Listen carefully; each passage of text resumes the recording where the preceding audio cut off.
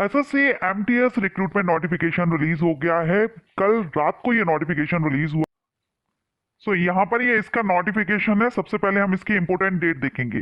देखिए, इसमें जो वैकेंसीज है मल्टीटास्किंग स्टाफ नॉन टेक्निकल यानी एमटीएस की जो वैकेंसीज है और साथ में हवलदार की वैकेंसी। इंपॉर्टेंट डेट देखेंगे तो ऑनलाइन एप्लीकेशन स्टार्ट हो रहे हैं, 18 जनवरी से स्टार्ट हो गए हैं। 17 फरवरी तक आप इसमें अप्लाई कर सकते हैं। ऑनलाइन आपको अप्लाई करना है। Last date receipt of online application 17 फरवरी है। स्टार्ट है ऑनलाइन एप्लीकेशन। अभी आप एसएससी की ऑफिशियल साइट से चाहें तो अभी आप इसमें ऑनलाइन अप्लाई कर सकते हैं 17 फरवरी तक। ऑनलाइन फी पेमेंट की लास्ट डेट, फीस अगर आप पे करते हैं ऑनलाइन तो इसकी लास्ट डेट है 19 फरवरी 2023। एंड ऑफलाइन अगर आप करते हैं तो ये भी आपकी 19 फरवरी 2023। Last date for payment through challan during working hours तो ये है 20 फरवरी 2023। अब यहाँ पर विंडो करेक्शन कभी कभी होता है, हम अप्लाई करते हैं और एप्लीकेशन फॉर्म में कभी कुछ मिस्टेक हो जाती है, करेक्शन करना होता है, तो आपका जो करेक्शन विंडो है वो ओपन होगी 23 फरवरी और 24 फरवरी। 2 दिन अगर आपसे कुछ मिस्टेक हो जाती है फॉर्म फिलअप में तो आप ये 2 दिन 23 फरवरी और 24 फरवरी को अपने फॉर्म में करेक्शन कर सकते हैं। Scheduled of computer based examination, इसमें आपका सीवीटी होता है, कंप्यूटर बेस्ड एग्जामिनेशन होता है जो आपका अप्रैल 2023 में रखा जाएगा। यानी अभी जनवरी है, फरवरी मार्च अप्रैल, आपको 2 महीने 3 महीने पूरा पूरा टाइम मिल रहा है। सीवीटी की आप अच्छे से तैयारी कीजिएगा। चलिए अब नेक्स्ट हम यहाँ पर देख लेते हैं वैकेंसीज। तो एमटीएस पोस्ट के लिए जो वैकेंसी है अप्रोक्सीमेट यहाँ पर 10,880 वैकेंसीज आई हुई है एमटीएस पोस्ट के लिए। और हवलदार पोस्ट जो कि सीवीआईसी और सीवीएन में रहेगा, हवलदार की जो वैकेंसी है वो है 529। और ये अभी टेंटेटिव है, हो सकता है कि आगे इंक्रीज हो जाए, डिक्रीज तो नहीं होनी चाहिए, इंक्रीज ही हो सकती है, तो हो सकता है आगे बढ़ जाए। ओके अब यहाँ पर डिटेल जो वैकेंसीज ऑफ हवलदार इन सीवीआईसी सीवीएन आर गिवन नीचे दी गई है, सो हम यहाँ पर देख लेंगे। रिजर्वेशन किस किस को दिया जाएगा? Reservation will be provided for the SC, ST, OBC, EWS, ex serviceman and person with benchmark disability candidate को दिया जाएगा। इसके बाद है यहाँ पर पीडब्ल्यूडी कैंडिडेट के लिए दिया गया है। सो आप यहाँ पर अगर इस कैटेगरी से आप बिलोंग करते हैं तो आप देख लीजिएगा कि जो पीडब्ल्यूडी कैंडिडेट हैं एमटीएस के लिए कौन से पीडब्ल्यूडी कैंडिडेट हैं, किस कैटेगरी में आते हैं, उस हिसाब से आप देख लीजिएगा। हवलदार के लिए आप फंक्शनल रिक्वायरमेंट यहाँ दिया गया है, उस हिसाब से जो पीडब्ल्यूडी कैंडिडेट हैं उनके लिए आप यहाँ पर देख लीजिएगा। इंडियन सिटीजन इसमें अप्लाई कर सकते हैं, subject of Nepal, Bhutan. So Indian citizen अगर आप हैं, इंडिया में किसी भी स्टेट से बिलोंग करते हैं, आप इसमें अप्लाई कर सकते हैं। एज लिमिट आपकी 1 जनवरी 2023 के बेस पर काउंट की जाएगी। अगर आप एमटीएस और हवलदार इन सीवीएन, एमटीएस पोस्ट के लिए अप्लाई करते हैं या फिर सीवीएन में जो हवलदार की पोस्ट है उसके लिए अगर आप अप्लाई करते हैं तो आपकी एज 18 से 25 साल होनी चाहिए। यानी आपका बर्थ डेट 2 जनवरी 1998 से 1 जनवरी 2005 के बीच होना चाहिए और ये अनरिजर्व कैटेगरीज के लिए है। वहीं अगर आप हवलदार पोस्ट पर अप्लाई करते हैं सीबीआईसी डिपार्टमेंट में तो फिर आपकी, और कुछ पोस्ट एमटीएस की भी इसमें रहेंगी, तो फिर आप यहाँ पर 18 से 27 साल एज लिमिट होनी चाहिए। ये दोनों ही जो एज लिमिट है जनरल कैटेगरीज के कैंडिडेट के लिए है। रिजर्व कैटेगरीज के कैंडिडेट को इसमें रिलैक्सेशन दिया गया है। एससी एसटी कैंडिडेट को 5 इयर्स का, ओबीसी कैंडिडेट को 3 इयर्स का, पीडब्ल्यूडी कैंडिडेट को अकॉर्डिंग टू कैटेगरी 10, 13, 15 ईयर का, एक्स सर्विसमैन को भी यहाँ पर दिया गया है। सो आप जिस भी कैटेगरी से आपको रिलैक्सेशन मिल जाएगा, लेकिन अनरिजर्व कैटेगरीज के कैंडिडेट को 18 से 25 साल और 18 से 27 साल एज लिमिट रखी गई है। इसेंशियल क्वालिफिकेशन, तो 17 फरवरी 2023 अप्लाई करने की जो लास्ट डेट है उस डेट पर आपकी जो भी क्वालिफिकेशन रिक्वायर्ड है वो आपकी कंप्लीट होना चाहिए। The candidate must have passed matriculation examination और इक्विवेलेंट 10th या 10th के इक्विवेलेंट जो भी क्वालिफिकेशन गवर्नमेंट के थ्रू मानी गई है 10th के इक्विवेलेंट वो आपने की हो या फिर कम से कम 10th पास हो तो आप यहाँ पर अप्लाई कर सकते हैं। ठीक है, सो 10th पास कैंडिडेट यहाँ पर अप्लाई कर सकेंगे। मिनिमम क्वालिफिकेशन है, अगर आप 12th पास हैं और इंटरेस्टेड हो तो भी आप यहाँ पर अप्लाई कर सकते हैं। ऑनलाइन आपको अप्लाई करना होगा। एप्लीकेशन फीस देखेंगे, 100 रुपीज एप्लीकेशन फीस है। अनरिजर्व कैंडिडेट के लिए फीमेल कैंडिडेट किसी भी कैटेगरी से बिलोंग करती हो, सभी female candidate, SC ST candidate, PWD candidate, ex serviceman candidate, इनके लिए फीस पे नहीं करनी है, फीस माफ है। सिर्फ general and OBC male candidate के लिए एप्लीकेशन फीस 100 रुपीज यहाँ पर पे करनी होगी। ऑनलाइन फी पेमेंट करना है, यहाँ पर आपको बताया गया है किस तरह से Bhim UPI, net banking by using visa, maestro, RuPay credit, debit card, इनसे आप यहाँ पर कर सकते हैं। लास्ट डेट आपकी तीनों की यहाँ दी गई है 19 फरवरी, 20 फरवरी। ठीक है, हमने ऊपर भी इंपॉर्टेंट डेट देख ली है। और ये जो फीस रहेगी ये नॉन रिफंडेबल एप्लीकेशन फीस है। अगर आप एक बार फीस पे कर देते हैं तो फीस आपकी रिटर्न नहीं होगी। और फीस 100 रुपीज है, वो हमने देख लिया है किसके लिए, फीमेल कैंडिडेट किसी भी कैटेगरी की हो, किसी को भी यहाँ पर एप्लीकेशन फीस पे नहीं करनी है, फीस माफ रहेगी। एग्जामिनेशन सेंटर, ऑल इंडिया में एग्जामिनेशन सेंटर इसके रहते हैं, आपको आपके स्टेट में एग्जामिनेशन सेंटर मिल जाएगा।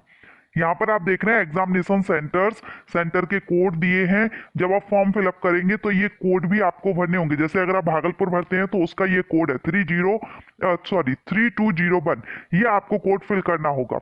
और ये जोन है कि आप इस जोन से अप्लाई कर रहे हैं और ये इसका एड्रेस दिया गया है। ठीक है, तो आप जिस जोन से अप्लाई कर रहे हैं उसी जोन में आपको एग्जामिनेशन सेंटर मिल जाएगा। जैसे अगर हम यहाँ पर मध्य प्रदेश का देखें, मध्य प्रदेश सब जोन में भोपाल, ग्वालियर, इंदौर, जबलपुर, सतना, उज्जैन, सागर, बिलासपुर, दुर्ग, भिलाई, रायपुर, ये आ जाता है। तो आप जिस भी जोन से है उसका एड्रेस भी दिया गया है यहाँ पर रीजनल डायरेक्टर का, और आपके एग्जामिनेशन सेंटर भी दिए गए हैं कि आपको कहाँ पर आपका एग्जामिनेशन सेंटर मिल सकता है। स्कीम ऑफ एग्जामिनेशन देखेंगे तो the examination will consist of computer based examination, उसके बाद होगा आपका PET PST। और ये जो PET PST होगा ये सिर्फ हवलदार पोस्ट के लिए होगा। ठीक है, the exam will consist of a computer based examination, सभी के लिए होगा। PET और PST only for the post of havildar. The computer based examination will be conducted in Hindi और इंग्लिश एंड 13 रीजनल लैंग्वेजेस। ये सभी लैंग्वेजेस यहाँ पर दी गई हैं, इनमें से किसी भी एक लैंग्वेज में आप एग्जाम दे सकते हैं, जरूरी नहीं है हिंदी या इंग्लिश में से ही दें। जो 13 अदर लैंग्वेजेस भी हैं, आसामीज, बंगाली, गुजराती, कन्नड़ा, कोंकणी, मलयालम, मणिपुरी, मराठी, ओडई, पंजाबी, तमिल, तेलुगु, उर्दू, इनमें से जो भी आपकी लैंग्वेज है, आप जिस भी लैंग्वेज में एग्जाम देना चाहें उस एग्जाम में उस लैंग्वेज में आप ये एग्जाम दे सकते हैं। एंड जो कंप्यूटर बेस्ड एग्जामिनेशन होगा ये 2 सेशन में होगा, session first, session second, and both the session will mandatory, और दोनों ही सेशन आपको जरूरी है करना, अटेम्प्ट करना। Not attempting any session will disqualify, अगर आपने एक भी सेशन अटेम्प्ट नहीं किया तो डिस्क्वालीफाई माने जाएंगे। यहाँ पर आप देख रहे हैं एग्जाम पैटर्न यहाँ दिया गया है। There shall be no provision for re-evaluation और rechecking of the score. So यहाँ पर आपको दोनों ही सेशन कंप्लीट करने हैं। अब सेशन हम देखेंगे तो सेशन फर्स्ट में आपका न्यूमेरिकल एंड मैथमेटिकल एबिलिटी से क्वेश्चंस आएंगे। 20 क्वेश्चन 60 मार्क्स के रहेंगे। Reasoning ability and problem solving के आएंगे 20 क्वेश्चन 60 मार्क्स के रहेंगे। अब इसमें आपका सेशन फर्स्ट होगा, सेशन फर्स्ट में मैथमेटिक्स और रीजनिंग से क्वेश्चंस आएंगे। सेशन जो सेकंड होगा जनरल अवेयरनेस और इंग्लिश लैंग्वेज एंड कंप्रेंशन से क्वेश्चंस आएंगे। आपको दोनों ही करने हैं, और जो ज्यादातर जो क्वेश्चंस आएंगे और ज्यादा मार्क्स का आएगा वो आपका सेशन सेकंड से आ रहा है। लेकिन अटेम्प्ट आपको दोनों ही करने हैं, दोनों में से अगर कोई भी एक सेशन अगर आप अटेम्प्ट नहीं करते हैं तो आप डिस्क्वालीफाई हो जाएंगे। दोनों के लिए ही आपको 45 मिनट का यहाँ पर टाइमिंग भी दिया जा रहा है। ऑब्जेक्टिव टाइप क्वेश्चंस होगा, एक क्वेश्चन के आपको 4 ऑप्शंस दिए जाएंगे, जो भी आपका आंसर करेक्ट होगा उसको आपको टिक करना होगा। The question will be set in English, Hindi and 13 regional languages. तो जो आपका क्वेश्चंस है, क्वेश्चन पेपर है, वो लैंग्वेजेस हमने देखी ली है, कितनी लैंग्वेजेस में आपका सभी में होगा, जिसमें भी आप देना चाहें वो आप दे सकते हैं। लेकिन जो आपका इंग्लिश होगा for session first and the general awareness session of second, लेकिन जो इंग्लिश रहेगा वो आपका इंग्लिश लैंग्वेज में ही देना होगा। There will be no negative marking in session first. जो सेशन फर्स्ट है जिसमें मैथमेटिकल और रीजनिंग है उसमें नेगेटिव मार्किंग नहीं है। In session second there will be negative marking. Session second जो है आपका इंग्लिश हुआ और जनरल अवेयरनेस, इसमें आपका नेगेटिव मार्किंग रहेगा और 1 मार्क आपका माइनस किया जाएगा अगर आप रॉन्ग आंसर करते हैं। तो candidate are therefore advise to keep this in mind while answering इस क्वेश्चन। तो आप जरूर आंसर देते टाइम ध्यान रखिएगा, सेशन सेकंड में नेगेटिव मार्किंग है, सेशन फर्स्ट में नेगेटिव मार्किंग नहीं है। अब इसके बाद आपका यहाँ पर physical efficiency test and physical standard test दिया गया है, लेकिन पीईटी और पीएचडी सिर्फ उन्हीं कैंडिडेट के लिए है जो हवलदार पोस्ट के लिए अप्लाई कर रहे हैं। जो एमटीएस के लिए अप्लाई कर रहे हैं उनके लिए पीईटी पीएचडी नहीं है, ठीक है। जो हवलदार पोस्ट के लिए कर रहे हैं उनके लिए पीईटी पीएचडी होगा। तो इसमें आपका पीईटी जो होगा वो वॉकिंग रहेगी, 1600 मीटर 15 मिनट में करनी होगी और फीमेल के लिए 1 किलोमीटर 20 मिनट में करनी होगी। ये आपका पीईटी रहेगा जो भी हवलदार पोस्ट के लिए अप्लाई कर रहे हैं। हवलदार के लिए भी मेल और फीमेल दोनों ही अप्लाई कर सकते हैं। फिजिकल स्टैंडर्ड टेस्ट देखेंगे तो यहाँ पर आपका जो स्टैंडर्ड टेस्ट होगा, फिजिकल स्टैंडर्ड टेस्ट, मेल के लिए हाइट 157.5 सेंटीमीटर दी गई है, लेकिन जो हिली एरिया से बिलोंग करते हैं उनको 5 सेंटीमीटर तक का रिलैक्सेशन है। वहीं चेस्ट 81 सेंटीमीटर और 5 सेंटीमीटर एक्सपेंशन के साथ है। फीमेल की हाइट 152 सेंटीमीटर रहेगी और जो हिली एरिया से बिलोंग करते हैं उनको 2.5 सेंटीमीटर का रिलैक्सेशन दिया जाएगा।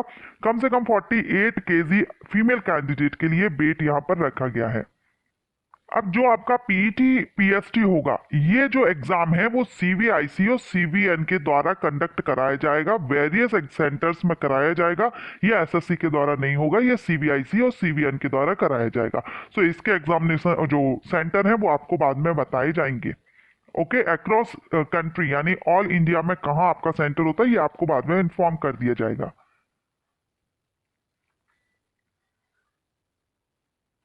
क्वालिफाइंग मार्क्स देखेंगे तो इसमें क्वालिफाइंग मार्क्स अनरिजर्व कैंडिडेट के लिए minimum qualified marks in session first और सेशन सेकंड दोनों का मिलाकर के यहाँ पर अनरिजर्व के लिए कम से कम 30% लाना जरूरी है। क्वालिफाई करने के लिए ओबीसी ईडब्ल्यूएस के लिए 25 और अदर कैटेगरीज के कैंडिडेट के लिए 20 यहाँ पर लाना जरूरी है क्वालिफाई करने के लिए कंप्यूटर बेस्ड एग्जामिनेशन में। अब यहाँ पर आप ये जरूर याद रखिएगा, जो एमटीएस पोस्ट के लिए अप्लाई कर रहे हैं उनको सिर्फ कंप्यूटर बेस्ड एग्जामिनेशन देना है, पीईटी पीएचडी नहीं देना है। लेकिन जो हवलदार पोस्ट के लिए आवेदन कर रहे हैं उनके लिए कंप्यूटर बेस्ड एग्जामिनेशन भी देना है, साथ में पीईटी पीएचडी एग्जामिनेशन भी रहेगा। अब देखिए, जो भी एग्जामिनेशन आप जिस भी लैंग्वेज में देना चाहते हैं तो यहाँ पर आप लैंग्वेज के कोड देख रहे हैं। फॉर्म फिलअप के टाइम पर आपको अपना लैंग्वेज फिल करना होता है, तो उसमें आप ये कोड फिल करने होंगे, फिर उसी लैंग्वेज में आप अपना एग्जाम दे सकते हैं। लेकिन जो इंग्लिश का होगा वो सिर्फ आप इंग्लिश में ही देंगे। पोस्ट यहाँ पर दी गई है हवलदार सीजीएसटी की चंडीगढ़ में, और पोस्ट कोड ये है, जोन ये है, ये यहाँ पर आपकी पोस्ट डिटेल दी गई है कि कहाँ कहाँ पर पोस्ट रहेगी। ठीक है, हवलदार ये देखिए सीजीएसटी औरंगाबाद, औरंगाबाद में कोई भी पोस्ट नहीं है, भोपाल में एक है, टोटल 4 है, एक ओबीसी और ईडब्ल्यूएस के लिए। तो यहाँ आप देख लीजिए, आप जहां भी चाहते हैं हवलदार पोस्ट पर अगर आप अप्लाई करते हैं तो आपको कहाँ पर कितनी वैकेंसीज यहाँ पर दी गई हैं। जैसे लखनऊ में है सबसे ज्यादा 191 और फिर है डायरेक्टरेट सीवीएन में 132। तो आप यहाँ पर देख सकते हैं कि कहाँ पर कितनी वैकेंसीज यहाँ पर हवलदार के लिए सीबीआईसी और सीवीएन में दी गई हैं।